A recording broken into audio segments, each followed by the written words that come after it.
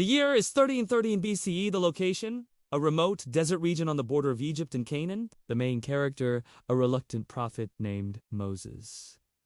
The problem. His people, the Israelites, are in bondage under the cruel Pharaoh Ramses the Pigeon. But Moses doesn't know it yet because God hasn't told him. What we're about to see is one of the most extraordinary events in all of history. An event that changed the course of human history and laid the foundation for the world's first great monotheistic religion. It is the burning bush. Our story begins with Moses, who at this point in his life is a lowly shepherd, tending his father-in-law's sheep in the wilderness. His life is peaceful, but also rather uneventful. That is, until one day, when he sees something strange. In the distance, at the top of a mountain, what looks like a bush is on fire. And not just any fire, mind you, but a bright, glorious fire that burns away all the water in a nearby stream and even causes rocks to glow red hot. As Moses gets closer, he becomes more afraid. He is utterly terrified by what he sees, yet compelled by a kind of morbid curiosity. He approaches the bush cautiously, expecting it to collapse into a pile of smoldering ashes. But it doesn't. Instead, the bush continues to burn brightly and continuously. At this point, Moses is understandably a bit confused. He has never seen anything like this before. So he does what anyone rationally would do. He takes off his sandals.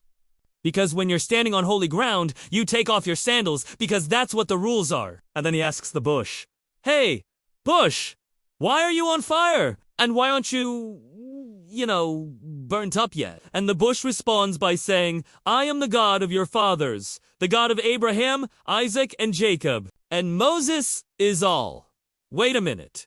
Are you talking to me? Do you need some water? Maybe some sunscreen? You seem to be on fire." And God says, "Don't worry, Moses. I'm not gonna hurt you. In fact, I want to give you a very important job. I want you to go to Pharaoh and tell him to let my people, the Israelites, go." But I have a sneaking suspicion he's not going to want to do that. So I'm gonna have to punish him. And you get to be the guy who delivers my message to him. And Moses is like, "Okay, sure, whatever you say, God. Although I've never done this sort of thing before, unless you have someone else in mind, I'm, really not that great with people. Also, Pharaoh is really powerful, and I'm just a lowly shepherd. How do you expect this to work?" To which God replies, "Don't worry about it, Moses. You don't need experience for this. Just follow my instructions and I'll do the hard part. I am with you. And no, seriously, you can do this. Trust me. Also, Aaron, your brother, is coming to join you and help you. Plus, I am gone. I'll give you a bunch of awesome miracles. You can perform to prove to everyone that I am who I say I am. So get excited, Moses.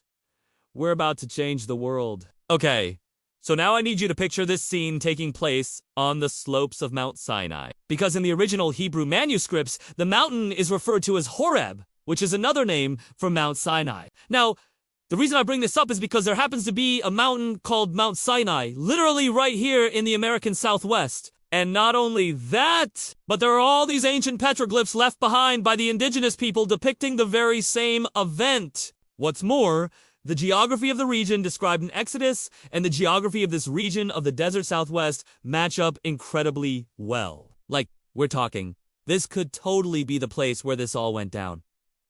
But wait, there's more. See, the ancient Israelites weren't the only ones who revered this mountain. Long before Moses' day, the entire Arabian Peninsula was dotted with hundreds of small shrines, each containing a burning bush. Each one of these bushes represented a different local deity. But after Moses' encounter with the God of Abraham, Isaac, and Jacob, the worship of these local deities fell out of favor and was replaced with the worship of the one true God. So if you want to learn more about the hidden truths surrounding the burning bush, click here for more information. Or click here to watch this video instead. Either way, thanks for watching.